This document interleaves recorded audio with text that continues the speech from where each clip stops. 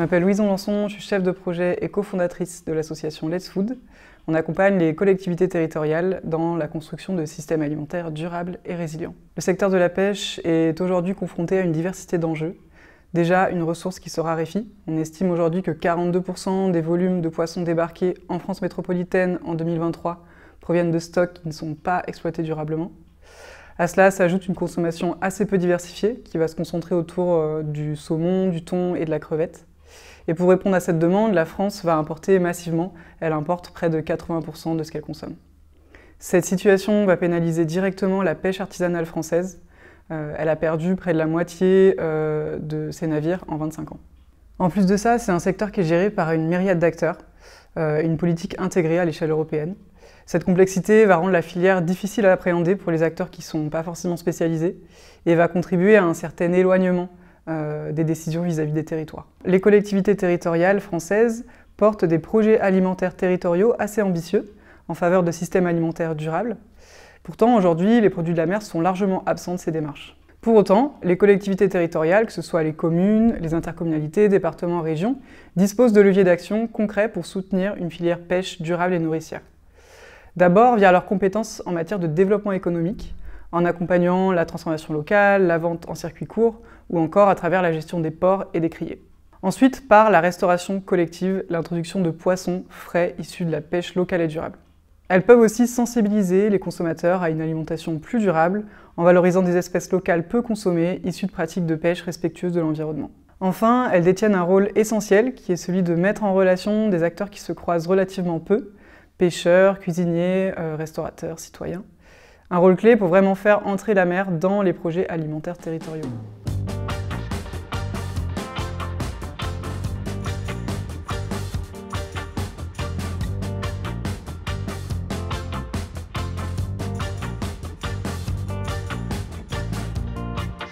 Donc Camille Bello, chargée d'opérations, commercialisation et filières agricoles au sein de la métropole Aix-Marseille-Provence, la direction agriculture et alimentation durable. La métropole Aix-Marseille-Provence porte un projet alimentaire territorial depuis 2018. Nous sommes sur un territoire maritime, donc c'est tout à fait pertinent qu'on intègre cette filière halieutique aux enjeux du PAT. La métropole Aix-Marseille-Provence a la compétence mine, donc marché d'intérêt national, qu'elle exerce au sein de 2 sites, le site des Arnavaux et le site de Somati, qui est un port de pêche dont elle a délégué la gestion à une société publique locale, qui est la SPL Mines. À ce stade, nous étudions la pertinence de ce site pour en faire un point d'ancrage de la filière halieutique locale sur le territoire. Cette requalification devra prendre en compte 2 enjeux forts. Le premier, c'est de répondre à la stratégie de structuration de la filière, si le site est adapté. Et le deuxième enjeu, c'est de tendre vers un modèle économique acceptable. Afin de densifier le site qui est aujourd'hui surdimensionné pour l'activité pêche seule, il a été décidé de s'associer avec la direction développement économique de la métropole pour requalifier le site et le scinder en 2 zones. Donc une zone qui va être plutôt dédiée aux activités en lien avec l'économie bleue et une zone qui concentrera les activités en lien avec les produits de la mer. Donc pour le moment, on en est juste à l'étape de l'étude. On essaye aussi d'identifier les activités qui pourraient structurer la filière. On peut envisager sur l'amont d'implanter de nouvelles activités comme par exemple l'aquaculture ou la filière algues et sur l'aval d'intégrer des activités en lien avec la transformation, la valorisation, des conserveries, pourquoi pas un incubateur pour accueillir des entreprises innovantes qui travaillent les sujets agroalimentaires en lien avec les produits de la mer. On réfléchit aussi à la pertinence de prévoir une vente directe sur le site via une étale qui serait mise à disposition pour les pêcheurs et qui permettrait de commercialiser en direct auprès du grand public. L'idée entre les 2 zones, économie bleue et pêche, c'est bien sûr d'avoir de l'interdisciplinarité. On pourrait très bien envisager des passerelles entre, par exemple, la filière recherche biologique marine et les pêcheurs, entre la gestion des déchets et l'innovation. Ce qui est très important dans le cadre de ces études, c'est de prendre en compte la prospective de la filière, qui est une question vraiment prégnante dans notre réflexion, où on en sera de l'état de la ressource halieutique dans 5, 10 ans, 15 ans. sur les sujets de sensibilisation, etc. Dans le cadre du PAT, il y aura d'autres mesures à mettre en place. Aujourd'hui, on a une mesure à l'école où on travaille beaucoup sur la sensibilisation, mais ça va être plutôt sur les fruits et légumes. On pourrait très bien inclure justement la dimension pêche, produits de la mer, dans le cadre de ces ateliers.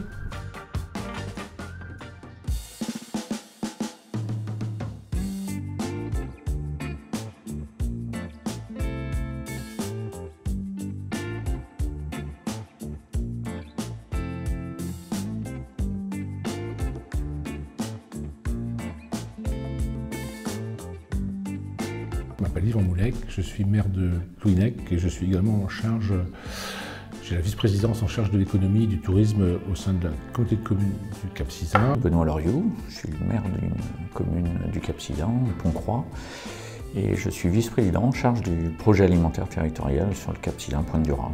Thomas Legal, pêcheur ligneur sur le port d'Audierne et président de Pêche Avenir Cap-Sizun qui défend les intérêts du port de pêche d'Audierne et des marins pêcheurs d'Audierne.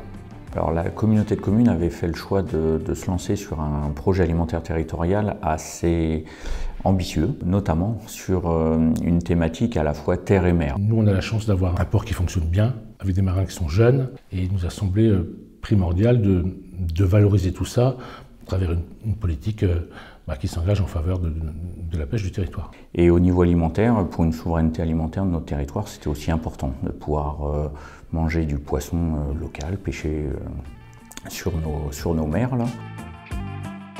On a diverses animations qui ont été mises en place depuis quelques semaines, quelques mois. Des animations vers le grand public, visite de criée, projection de films sur la pêche capiste, des choses comme ça. On a également des temps d'échange entre les acteurs du territoire, mais les cuisiniers dans les écoles et les EHPAD. Donc on se retrouve autour d'une table le soir en train de parler de poissons, quels sont les poissons qui peuvent être mis en œuvre, comment eux ils peuvent intervenir. On a même un pêcheur qui a proposé de venir expliquer en classe quel était son métier, voilà, pour sortir de la tête des enfants que le poisson il est rectangle et qu'il n'a pas d'œil.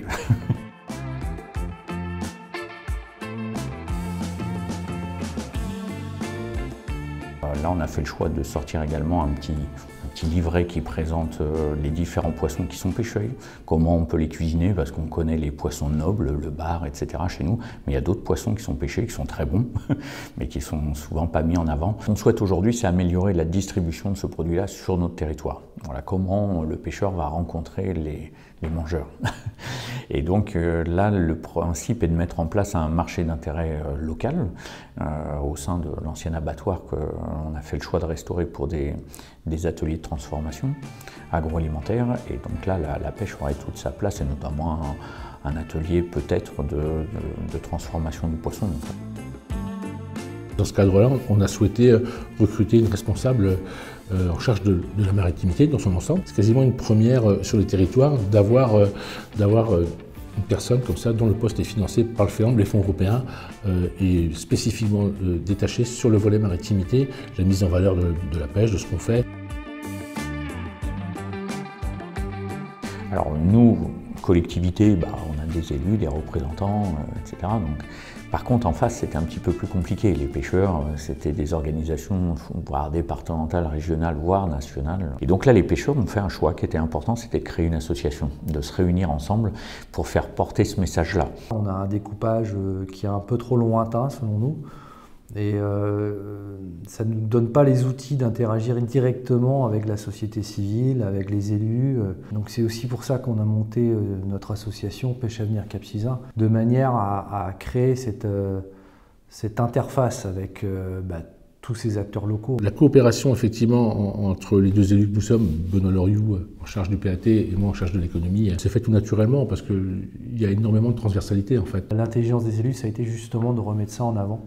Et de quelque part d'institutionnaliser ce volet pêche aux yeux de tous, de tous les citoyens du territoire. Et c'est ça qui a été le moteur de tout, parce qu'à partir de ce moment-là, on a pu dialoguer sur le volet alimentation et la communauté de communes, et puis sur d'autres items. Donc on est en permanence aujourd'hui à discuter avec les techniciens de la communauté de communes, les élus, et ça y est, on a un niveau d'acculturation où on est sur un pied d'égalité. Il y a un modèle aujourd'hui vertueux qui existe, qui se trouve sur le port d'Audien de Plouhinec. Aujourd'hui, on a des marins qui font un boulot extraordinaire, qui gagnent leur vie, parce qu'en plus, ils gagnent leur vie, et voilà, faire en sorte que ce modèle-là puisse peut-être demain être dépliqué ailleurs, en prenant, pour exemple, ce qui se fait ici. Voilà, l'idée, c'est ça.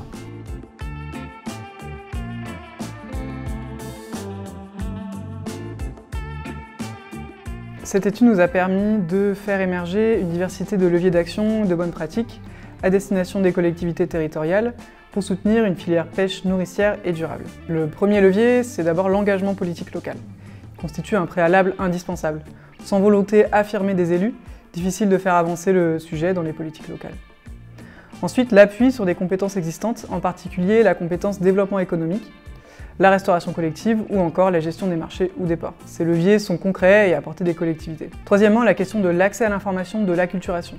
Le secteur de la pêche est assez mal connu, il est donc vraiment essentiel de se renseigner, de construire un langage commun entre les acteurs publics et les professionnels du secteur. C'est vrai que ça peut être assez effrayant au début parce que vu que c'est très compliqué de comprendre véritablement les enjeux, les différentes strates au niveau européen, au niveau national. Le maître mot là-dedans, c'était un dialogue qui continue, c'est un rapport de confiance. Ils ont bien cerné et recerné peut-être un enjeu qu'ils avaient perdu, la pêche. Enfin, le rôle fondamental de l'interconnaissance, du dialogue, de la confiance entre les acteurs, autant d'éléments qui sont indispensables pour faire émerger des dynamiques collectives. Ça suppose aussi d'y consacrer des moyens humains dédiés pour animer ce dialogue dans la durée. Je suis convaincu qu'en fin de compte, une des solutions pour parvenir à cet état-là, c'est de mettre des moyens humains. En fin de compte, on en revient toujours à ce facteur humain. C'est la seule chose qui va créer de la cohésion et on va dire, un cercle vertueux, quoi. Donc ça, à mon avis, c'est duplicable et j'en suis convaincu sur d'autres territoires que le nôtre.